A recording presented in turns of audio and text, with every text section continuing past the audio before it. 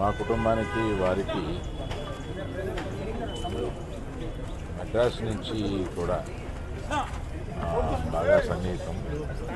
మేము సుమారుగా 35-40 సంవత్సరాల వినపడుతున్నామా 35-40 సంవత్సరాల నుంచి మేము కుటుంబాలు కలిసి ఉండేవాళ్ళం. మా నాన్నగారికి ప్రత్యేకంగా కోటా శ్రీనివాసరావు గారు అంటే చాలా ఇష్టం. వాళ్ళిద్దరూ కలిపి చాలా సినిమాలు నటించారు. నాకు కోటా శ్రీనివాసరావు గారితో ప్రొఫెషనల్ సాన్నిహిత్యం ఎప్పటి నుంచి అంటే రౌడీ అల్లుడులో చాలా మంచి పాత్ర చేశాను.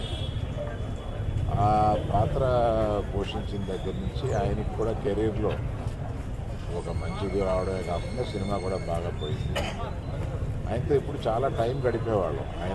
ఆయనతో ఒక టైం గడిపితే తెలియదు. చాలా సరదాగా చాలా చలుక్కులు వేసి చాలా బాగా మాట్లాడతారు ఆయన. అటువంటి మా కుటుంబానికి సన్నిహితుడు. అదే కాకుండా ప్రభాకర్ గారని ఆయన అల్లుడు నా దగ్గర 30 సంవత్సరాలుగా ఉంటున్నారు. అది ఒక బంధం మాకు. అప్పుడప్పుడు ఆయన దీని గురించి అడుగుతుంటారు. ఇవన్నీ కాకుండా వారి పర్సనాలిటీని మర్చిపోలేము. ఎప్పుడు ఆయనతోటి I look forward to spend time. అటువంటి ఆయన ఇవాళ లేరు. ఆయన కుటుంబానికి నా ప్రగాఢ సానుభూతి తెలియజేస్తాను.